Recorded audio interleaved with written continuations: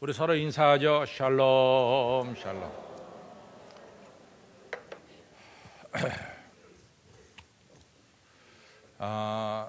우리가 이제 2차 대전 때 독일이 이제 승승장구하면서 주변의 나라들을 다 점령하죠. 그러다가 독일이 이 승승장구하던 이 승리의 기조가 어디 가서 꺾이게 되냐면은 러시아, 소련 침공으로 되게 꺾이게 된다. 군사 전문가들은 그런 이야기를 하게 됩니다. 실제로 이 독일이 1941년 9월부터 1944년 1월까지 레닌그라드를 독일이 포위했습니다. 그래서 거의 소련이 이 레닌그라드가 독일의 수중에 넘어갈 뻔했어요. 그래서 포위한 기간이 거의 900일 정도가 된다고 합니다. 그러니까 오랫동안 이 독일 군대가 레닌그라드를 포위했습니다. 그래서 사실은 레닌그라드 안에 살기가 굉장히 어렵게 됐죠. 그런데 참 역사는 이상하게 흐른 것이 900일 동안을 레닌그라드를 포위한 독일이 결국에는 1944년 1월에 후퇴하고 맙니다. 그 추운 겨울, 그 겨울을 독일 군대가 결국에는 이겨내지 못하고 이제 후퇴하게 되는 거죠. 그것이 독일의 승승장구하던 전쟁이 꺾이게 되는 중요한 사건이 되는 거죠. 이때 독일이 후퇴하면서 수많은 독일 군인들이 실제로는 이 소련한테 포로로 잡혔다고 합니다. 그런데 이 포로로 잡힌 독일 군대가 이 전쟁이 끝나고 나서 포로들이 쉽게 독일 땅으로 돌아갔냐면은 그러지 못했다고 합니다. 왜냐하면 독일이 패전국가가 돼가지고 나라 살리는 일이 먼저 급하기 때문에 이 정확하게 몇 명이 포로가 됐는지도 모르는 레닌그라드 전투의 포로를 독일 정부가 이 본국으로 송환하는 일에 신경을 쓸 여유가 없었다고 합니다. 그러나서 이제 40년 뒤에, 그러니까 이제 1945년에 전쟁이 끝났으니까 한 85년, 이 40년 뒤에 독일 정부가 이 민간단체들이 나서서 그때 포로들을 다시금 독일로 되돌아야 되지 않느냐, 이런 운동이 정부 차원에서 이루어진 것이 아니라 민간단체 차원에서 그것이 이루어졌다고 합니다. 근데 전쟁이 끝난 지 40년이 됐기 때문에 많은 포로가 잡혔지만도 대부분의 포로들이 거의 죽었다고 합니다. 왜냐하면 이 포로들을 전부 다 시베리아로 끌고 가서 거기서 중노동을 시켰다는 거죠. 근데 하여간에 이 독일 이 사회단체들이 적극적으로 가서 이 독일 군인들을 다시 본국으로 되돌리는 일을 하기 시작했다고 합니다. 근데 생각보다는 훨씬 적은 소수가 살아남아 있었다는 거죠. 근데 민간단체들이 이 살아남아 있는 사람들을 조사해 보면서 한 가지 공통적인 게 발견됐다는 거죠. 공통적인 것은 뭐냐면은 살아남아 있는 사람들이 다 자기 고향에서 또 자기 부모나 또 자기를 사랑하는 사람들로부터 받은 선물들을 다 잃어버리지 않고 그 전쟁이 끝나고 40년이 지났는데도 불구하고 다들 손에 쥐고 있다는 얘기죠. 어떤 사람은 편지가 될 수도 있고 어떤 사람은 아마 어머니가 만들어준 옷일 수도 있겠고 어떤 사람은 작은 돌멩이일 수도 있겠고 이런 것들을 다 가지고 있다는 거죠. 그러면서 이제 물어보니까 자기들은 지난 40년 동안 한 번도 고향에서 가져온 것, 부모님이 주신 것을 바라보지 않은 적이 한 번도 없다. 자기들이 조그만 돌멩이를 만지면서 언젠가는 고향에 돌아간다라고 하는 소망을 가지고 이 시베리아 벌판에서 40년을 지내왔다. 이런 이야기를 하고 있습니다. 그러니까 아주 열악한 환경 속에서도 소망을 가지고 이 40년 동안 포로들이 살았다라고 하는 이야기입니다. 여러분들 우리 인간을 갖다가 헬라어로 안트로포스라고 합니다. 안트로포스. 그래서 우리 서서 이 바라보는 자, 그래서 이제 이 말이 안트로포스가 되겠죠. 헬라어로. 근데 이 에릭 프롬이라고 하는 이 유명한 심리사회학자는 말하기를 인간이란 뭐냐? 인간은 호모 에스페란사다. 이런 이야기합니다. 호모 에스페란사. 그러니까 소망을 가지고 사는 것이 바로 인간이다. 이런 이야기를 하고 있습니다. 제가 이제 요 며칠 전에 우연치 않게 이제 그 TV를 보다가 이어령 교수의 80초 생각하기를 잠깐 봤어요. 근데 그것이 이렇게 뭐 쉬운 건데 쉽게 넘어가지 않고 제 머리에 남아 있습니다.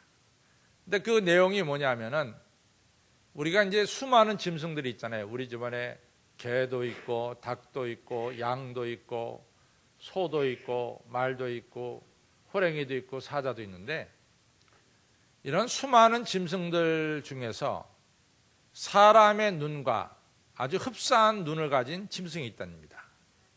글쎄 말이에요. 물어보기 전에 대답하면 재미가 없잖아요.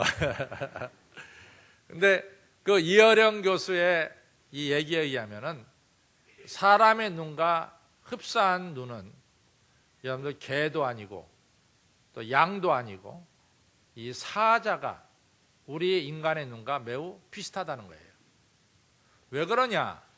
그 설명이 나오는데 호랭이만 하더라도 이 사자처럼 이 정말 짐승 중의 왕이죠. 뭐 누가 호랭이 이길 만한 뭐 짐승이 어디 있겠어요? 그런데 호랭이는 정글에 살기 때문에 멀리 내다보지 못한다는 거예요. 또 우리가 사슴의 눈방울 하면 사슴의 눈은 참 맑잖아요. 그럼에도 불구하고 이 사슴이라든가 이런 초식동물들은 땅만 쳐다보기 때문에 사람의 눈과는 다르답니다. 그런데 사자만큼은 광활한 광야에서 멀리 내다보기 때문에 그 눈이 사람의 눈과 같다는 거예요. 그러니까 사람의 눈은 멀리 바라본다는 데 특징이 있어요. 땅 밑에 있는 거 바라보는 것이 아니라 멀리 바라본다. 에릭 프롬처럼 호모 에스페란사, 정말 소망을 가지고 있기 때문에 사람의 눈은 특별하지 않나 이런 생각을 가지게 됩니다. 우리가 고린도후서 11장을 보면요, 이 사도 바울이 고난받은 게 나와요. 쭉 나오는데 참 사도 바울이 많이 고통을 당했죠. 40에 하나 감한매를 5번 맞았대요, 유대인들한테. 그러니까 유대인들이 잘못했을 때 사람을 때리는데 40까지는 안 때려요. 꼭 하나 적게 39대를 때립니다. 이런 것을 사도 바울이 무려 5번 맞았대요. 5번. 그 다음에 이 로마 사람들한테 사도 바울이 고난받는 것은 태장으로 3번 맞았다. 로마 사람들은 긴 막대를 가지고 때렸습니다. 그러니까 태장, 긴 거 가지고 사도 바울이 3번 맞았습니다. 사도 바울이 배를 타고 가다가 파손할 뻔한 것이 3번이나 있었고, 여러 날 굶고 여러 날 추운 가운데 죽음의 위험을 수없이 이 자신이 겪었다, 이렇게 고린도후서 11장에 말씀하고 있어요. 근데 사도 바울이 무슨 얘기를 하냐면, 내가 이처럼 사방으로 우겨쌈을 당해도 내가 망하지 않았던 것은 내 안에 예수 그리스도에 대한 소망을 가지고 살았다. 이것이 바로 사도 바울이 살아남게 된 원인이다, 이런 얘기를 하고 있습니다. 그러니까 사람이 사는 것은 바로 이 소망 때문에 살아간다라고 말할 수가 있겠습니다. 여러분들 혹시 패스파인더라고 하는 이런 이 책을 한번 읽어본 적이 있는지요? 이 패스파인더는, 패스는 이제 우리 발걸음이잖아요. 파인더, 통로를 찾는 이런 발걸음.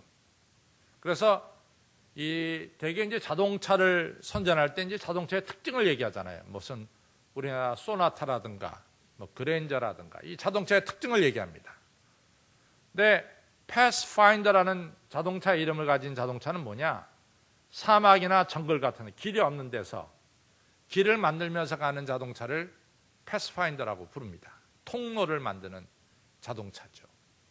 그런데 이 패스파인더라는 책을 써서 아주 예약 스타가 됐고, 이 책이 베스트셀러가 됐어요. 이 책을 쓴 사람이 게일 히라고 하는 여자입니다. 게일 쉬히라고 하는 여자인데, 이 여자가 이 패스파인더라는 책을 써서 이 책이 정말 베스트셀러가 됐는데, 이 책의 특징은 뭐냐? 어느 사람이 정말 행복하게 인생을 살아가고 있느냐, 어느 사람이 풍족한 인생을 살아가고 있느냐, 이분이 한 7가지를 거기서 밝히고 있어요. 그중에 제가 이제 중요하게 여기는 한 4가지를 얘기하려고 합니다. 이 사람 첫째, 행복하게 사는 사람, 풍족한 삶을 사는 사람들 보면 주변 사람들에게 많은 사랑과 관심을 나눠주더라. 이것이 첫 번째예요. 두 번째는 누가 풍족하고 행복한 삶을 사느냐? 주변 사람들이 뭐라고 말하든 별로 거기에 신경을 쓰지 않더라. 그것이 두 번째입니다. 주변 사람들에게 사랑과 관심을 나눠주지만도 동시에 주변 사람들이 네가 어떻다 저렇다 이것에 대해서 별로 신경을 안 쓰더라. 이런 얘기입니다. 세 번째로는 이 행복하고 풍족한 삶을 사는 사람의 특징을 보니까 거의 다가 다 미래에 대해서 매우 낙관적이더라. 이런 얘기를 하고 있습니다. 미래에 대해서. 다시 말해서 분명한 소망을 가지고 살더라. 이런 얘기입니다. 네 번째는 이 풍족하고 행복한 삶을 사는 사람들 보니까 한결같이 종교를 가지고 있다는 거죠. 종교를. 그러니까 그것이 꼭 기독교를 가리키는 것이 아닙니다. 타 종교도 가지고 있더라 그 말이에요.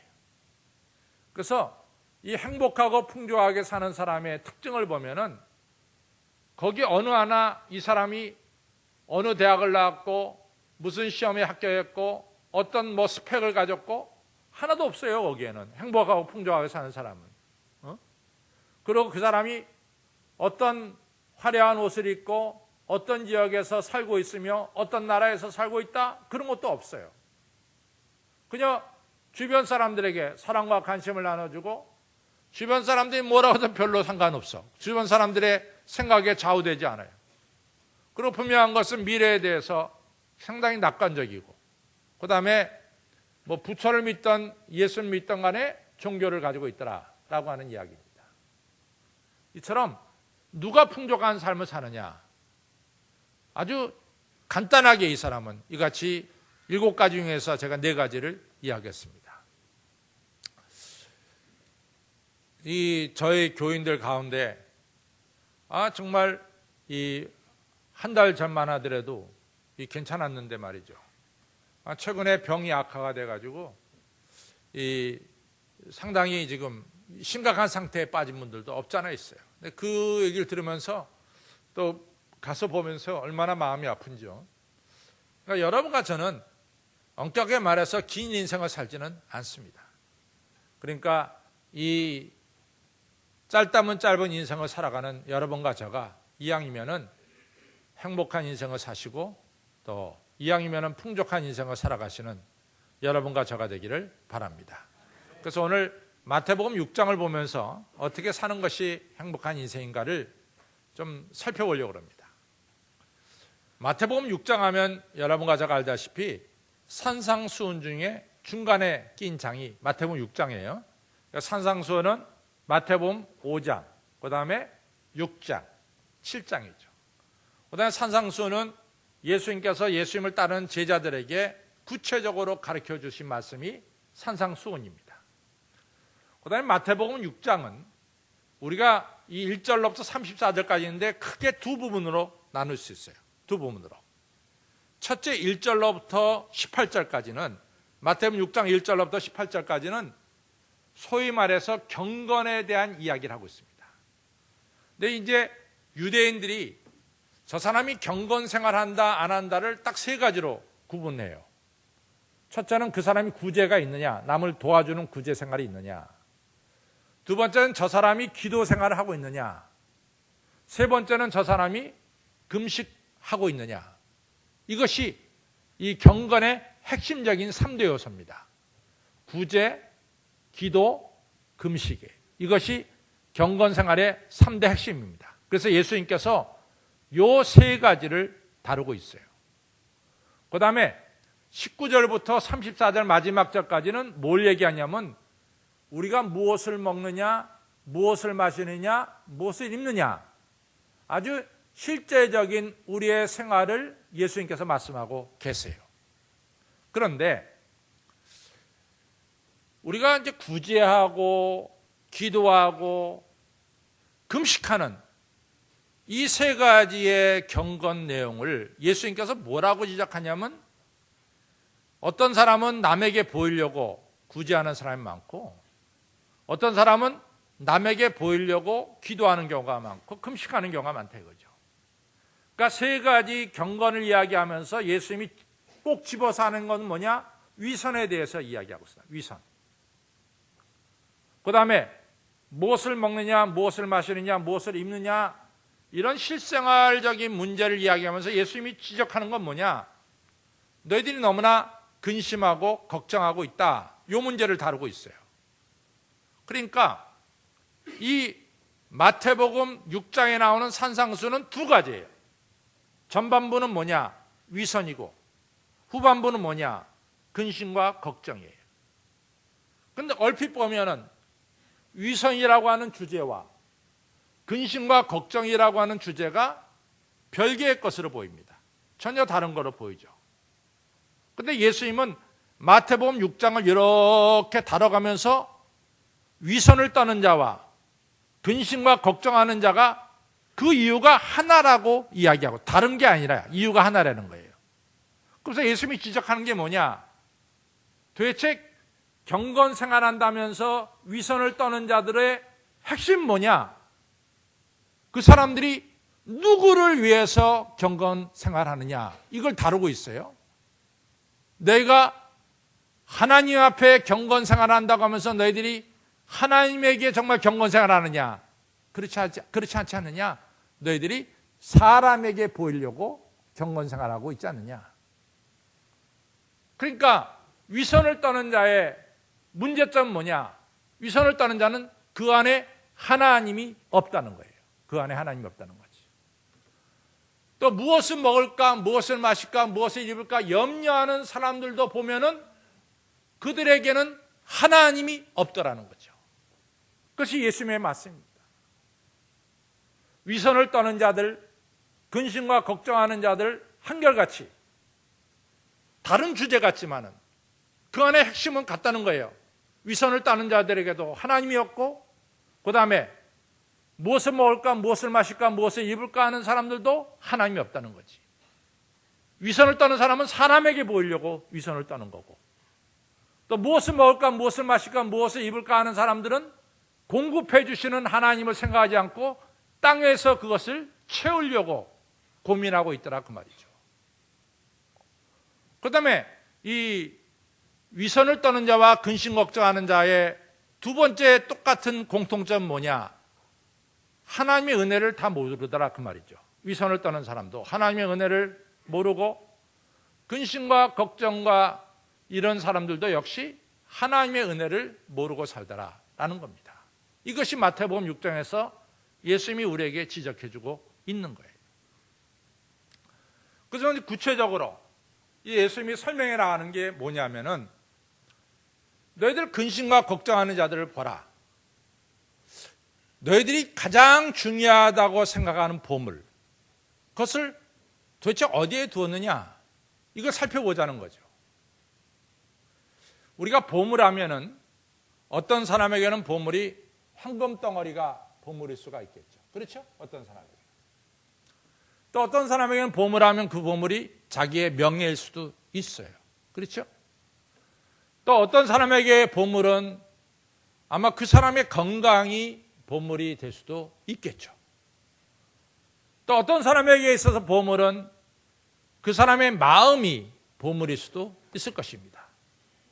근데 우리가 가장 중요하다고 생각하는 보물이라든가 명예라든가 건강이라든가 이 마음을 근심 걱정하는 사람들이 어디다 두느냐 보자는 거죠. 예수님은 너희들은 땅에 두고 있다는 거죠.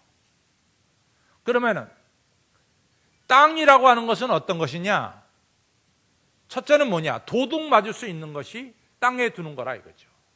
도둑 맞을 수 있는 거. 여러분들 보물을 갖다 땅속에 숨겨놨다고 하더라도 지금은 자기 것이 되지 못해요.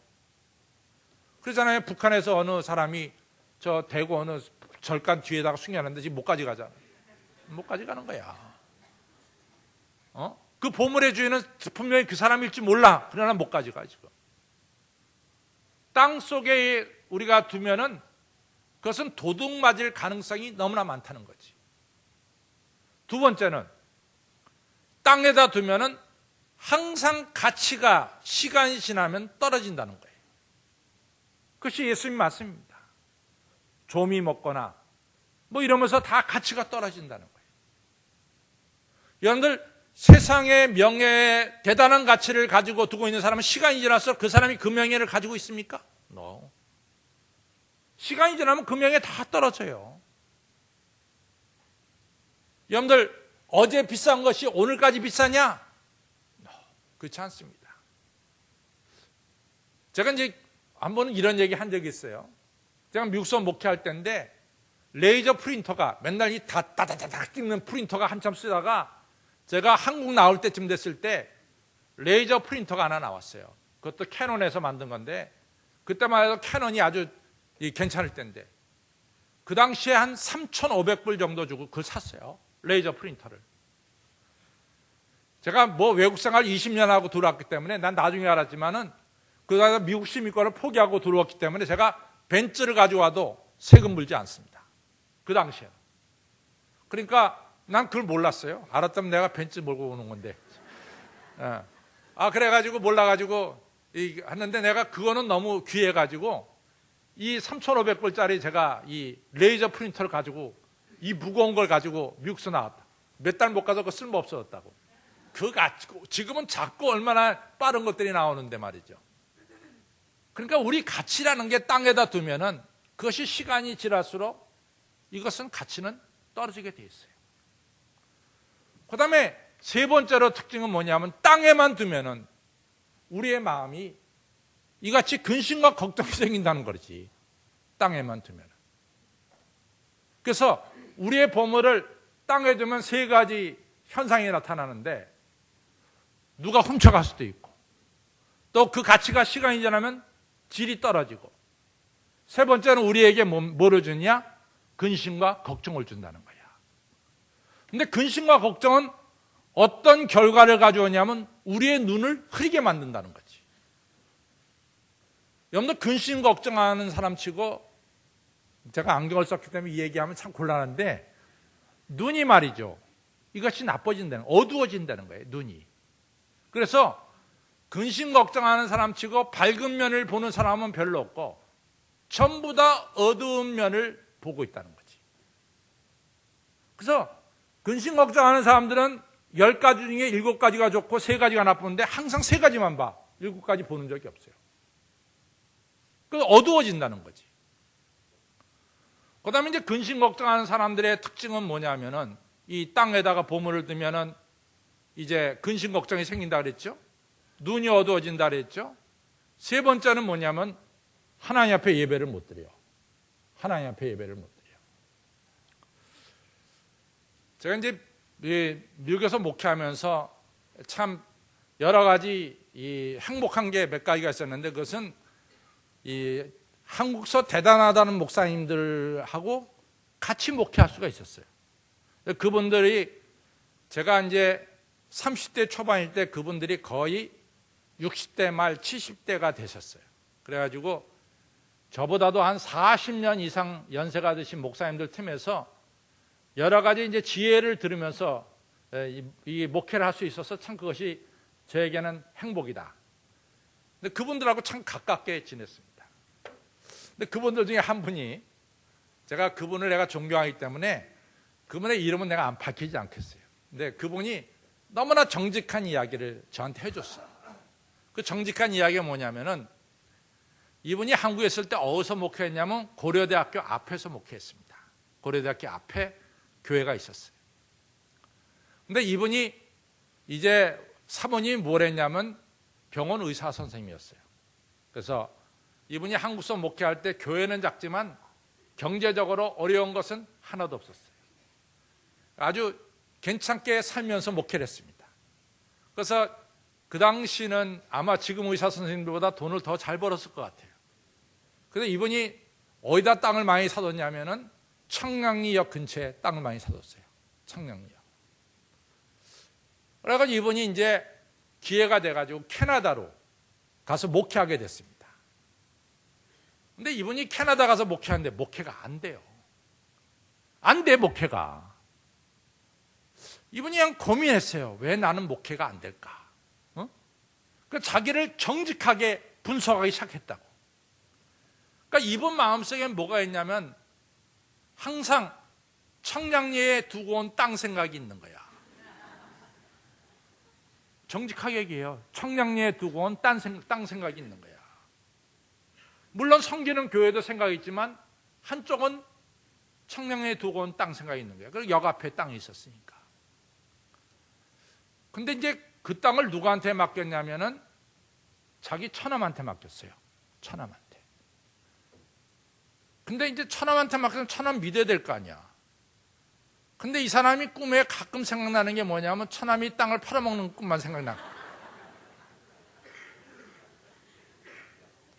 여러분들은 안 그래요? 여러분들 처남 매부 확실하게 믿어요? 여러분들 재산 맡길 수 있어요? 처남 매부한테? 정직하게 여러분 왜 웃어? 여러분 정직하게 맡길 수 있냐 말이지. 처남. 이건 뭐 미국에서 하면 처남 매부간에 지금 총질해가지고 막 죽었잖아. 지금 아틀란타에서 6명이. 여러분들 이렇게 되니까 이분이 이게 마음이 나눠지니까 목회가 안 되는 거야. 그래가지고 그분이 이제 한국으로 나와가지고 청량리에 있는 땅을 다 정리했습니다.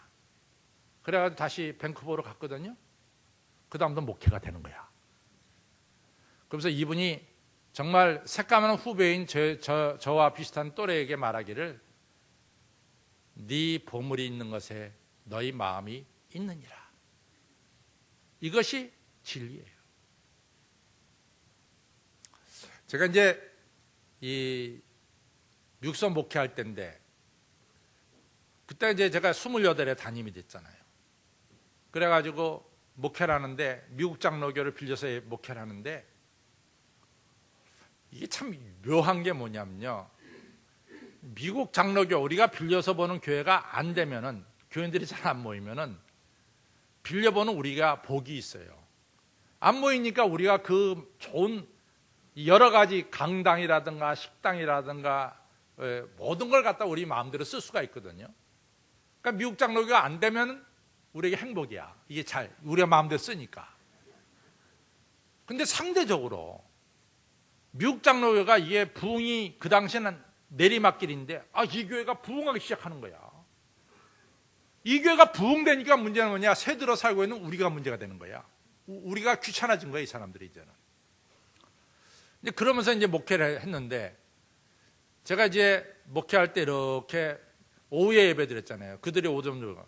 이 오후에 예배 드릴 때 이렇게 우리 교인들을 보면요. 어떤 생각이 드냐면 꼭 전깃줄에 앉아있는 참새같이 보여드려요. 제가 그런 느낌이 들겠어요, 안 들겠어요? 들죠. 내가 여러분들 얼굴 보면서 그러잖아. 누구는 졸고 있구나, 지금. 다 보고 있거든요. 야, 저분이 내일 개돈 낼 생각이 있는가 보다. 설교 하나 듣고 잔뜩 딴 데만 생각. 그랬더니 다 보이잖아요, 여러분들 얼굴. 안 그래? 근데 조용히 건 선생님 다 얼굴도 보이고 그러는데 다 보인다고. 저 뒤도 보여요, 사실은요. 근데 제가 느끼기에는 이게 이 전깃줄에 앉아있는 참새 같더라도 무슨 일만 나면 교회 다 떠날 사람들 같이 보여요. 근데 이제 미국 교회가 부흥되니까 우리가 잠깐 나가야 되니까 그 당시에 100만 불 주고 예배당 걸 사게 됩니다. 근데 1980년대 100만 불이요. 지금 우리나라 돈으로 11억밖에 안 되지만은 그 당시는 정말 영어로 말 맞다나 밀리오나리야, 밀리오나리. 100만 장자라고. 이게 엄청난 이 교회 돈이에요. 근데 뭐 교회가 그렇게 돈이 있어요. 그러니까 교인들이 갖다 열심히 헌금을 했습니다. 열심히 헌금했어요. 그래갖고 이제 새 교회로 입당해가지고 예배를 드리면서 제가 교인들 얼굴을 보니까 이제는 뭐로 보이느냐? 땅 속에 뿌리를 깊이 내린 이 나무처럼 보이더라고. 제가 발로 차서 나가! 그래도 안 나갈 사람들로 보이더라고. 그래서 제가 느낀 게, 맞는 말씀이다. 내 보물이 있는 것에 내 마음이 있느니라. 이것이 진실이에요. 진실. 그래서 예수님께서 오늘 우리에게 아주 중요한 것을 가르쳐주고 있어요. 자, 우리 한번 총체적으로 보자는 거지. 총체적으로. 그래, 너희들 말이지, 뭐 대단하게 화려한 옷을 입고 있는 사람 보면 그 사람이 풍족한 인생을 사느냐, 행복한 인생을 살고 있느냐 한번 살펴보라는 거지. 여러분들 정말로 그래요? 아주 뭐 앙드레 뭔지 모르지만 그런 사람들이 만든 비싼 옷을 입었다고 그 사람이 행복해요? 요즘 뭐 아주 이 브랜드 있는 가방이 대단하다는데 여러분들 그 가방을 들고 있다고 여러분들 행복하냐 말이지. 도둑 맞을까 봐 걱정되죠. 여러분들 지금 사실은 우리가 세종대왕보다 더 잘 먹고 있어요. 뷔페 식당에 가면요, 세종대왕이 먹지 못한 것을 우리가 먹고 있습니다. 우리가 배부르게 먹고 있다고 해서 우리가 정말 행복하냐? 그렇지 않지 않느냐? 야, 너희 생명이 어디 있느냐? 너희 먹는 것보다 네 몸이 중요하고 입는 것보다 네 생명이 중요하지 않냐?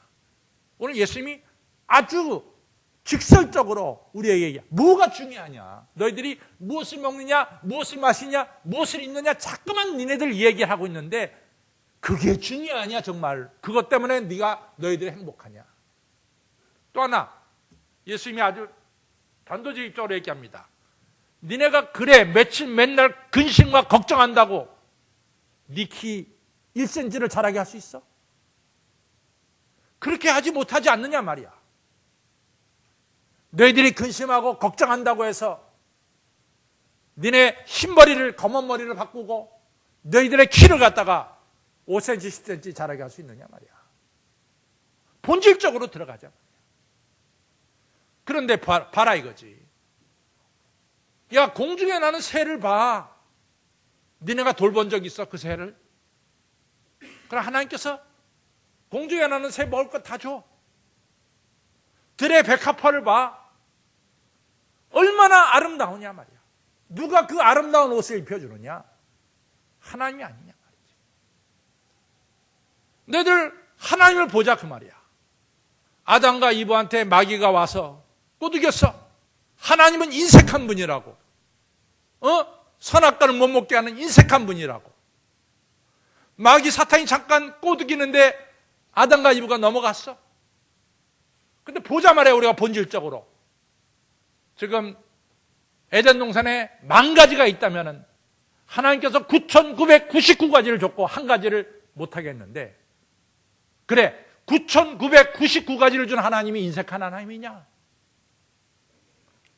탕자가 아버지의 집에 있을 때 아버지는 너무 간섭하는 자로, 자기의 자유를 억압하는 자로 탕자가 알았어. 그 탕자가 아버지의 간섭과 아버지의 이 억압이 싫어서 집을 뛰쳐나갔어. 그래, 탕자가 뛰쳐나가서 깨달은 게 뭐냐? 우리 아버지 집에 있는 종들도 아버지로부터 관대한 사랑을 받는다는 것을 깨닫지 않았느냐? 아담과 이브가 에덴 동산을 쫓겨나고 나서 그 다음에 깨달은 게 뭐냐? 우리 하나님께서 주신 에덴 동산이 너무너무 완벽하고 좋았다라는 것을 깨닫지 않았느냐 말이야. 이처럼 하나님은 너무나 관대하신 하나님이고 우리를 살면 살수록 더 존귀하게 만드시는 하나님이다 그 말이야.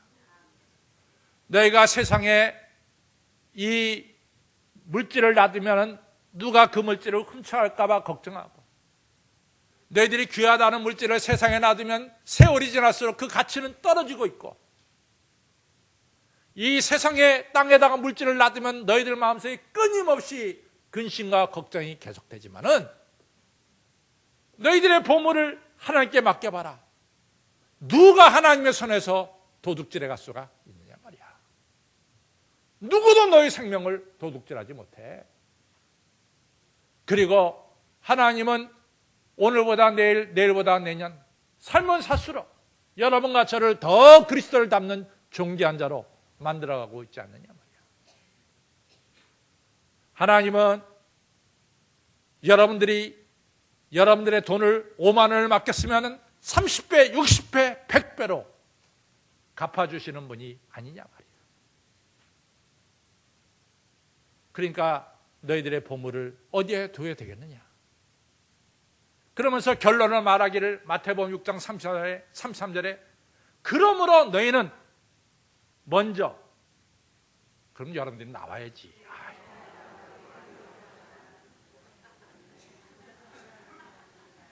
아유, 얼마나 목회를 해야 이게 되겠어. 그러므로 너희는 뭐요? 먼저 그의 나라와 그의 의를 구하라. 그리하면 이 모든 것을 너에게 더하시리라. 우리의 풍족한 삶은 먼저 우리의 보물을 하나님께 맡기는 데 있습니다. 글쎄 한번 봅시다. 나도요, 우리 집사람이 나도 우리 큰딸이, 우리 작은딸이 혹은 아빠 엄마한테 아빠 엄마 100만 원 좀 맡아주세요 그러면 죽었다 깨도 우리 딸 돈에 손 안 대. 죽었다 깨도 손 안 된대도 더 붙여주고 안 붙여주는 건 그 걔네들이 하는 게 달려있지만은 그러나 원금을 절대로 까먹진 않아. 마음에 들면은 뭐 100만 원 맡겼지만 200만 원, 300만 원 줄 수도 있어. 그러나 딸이 벌어둔 돈을 갖다가 부모가 까먹는다? 그럴 수 없어요. 임집사님 아들 돈 까먹겠어? 맡겨놓은 거? 안 까먹지. 안 까먹어. 왜 까먹어? 그걸 갖다가 더 보태주지. 하물며 하나님께서 여러분들이 하나님께 맡겨있는 여러분들을 갖다가 해치겠어, 하나님? 하나님 나를 맡아달라고 내가 하나님께 맡겼는데 하나님이 나를 해치겠냔 말이야. 우리 하나님이 나를. 절대로 해치는 일이 없습니다. 보잘것없는 오병이어 맡겼더니 하나님께서 5,000명도 먹고 맥 12강주리를 낳게 해서. 그러니 행복하고 풍족하게 사는 삶은 뭐냐? 먼저 우리 자신을 맡겨라, 그 말이야. 맡기는 거야. 두 번째로 우리에게 우리가 맡기면 하나님이 30배, 60배, 100배의 축복을 주실 뿐만 아니라 하나님은 여러분과 저를 가장 지혜롭게 살아가도록 우리에게 지혜를 주시는 분임을 믿으시기 바랍니다. 이삭이 뭐 별 거 있어요?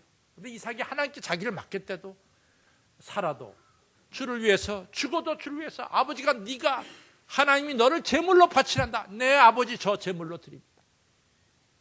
하나님께서 이삭을 보시고 그의 농사를 져서 100배의 결실을 얻게 하고 드디어 그 마을에서 거부라고 하는 칭호를 받게 하였더라.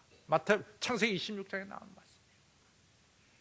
하나님은 여러분과 저를 맡아주시면서 하늘에 맡겨라 맡아주시면서 우리에게 정말로 풍족한 삶, 하나님 주시는 평강의 삶, 행복한 삶을 여러분과 저에게 허락해 주십니다. 그 시간이 많이 갔지만도 지난주에 말이죠. 지난주에 우리 노회 어느 교회가 담임 목사를 모시면서 위임식을 하면서 저보러 와서 설교하라 그랬어요.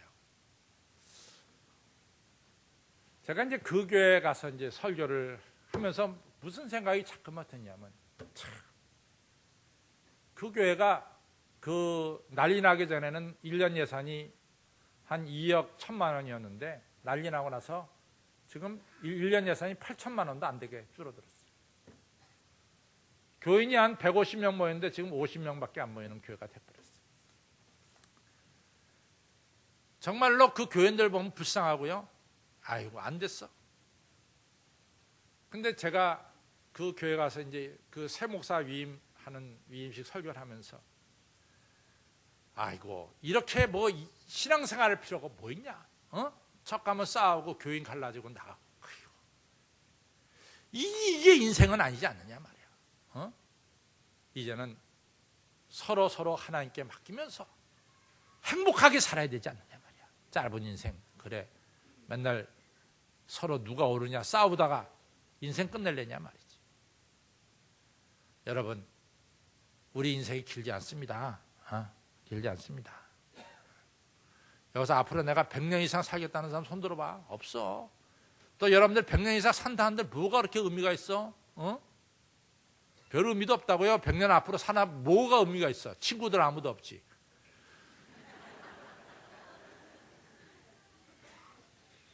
하나님 살라는 날까지 우리 자신 맡기고 하나님 주시는 풍족한 인생을 사시기를 주님의 이름으로 축원합니다.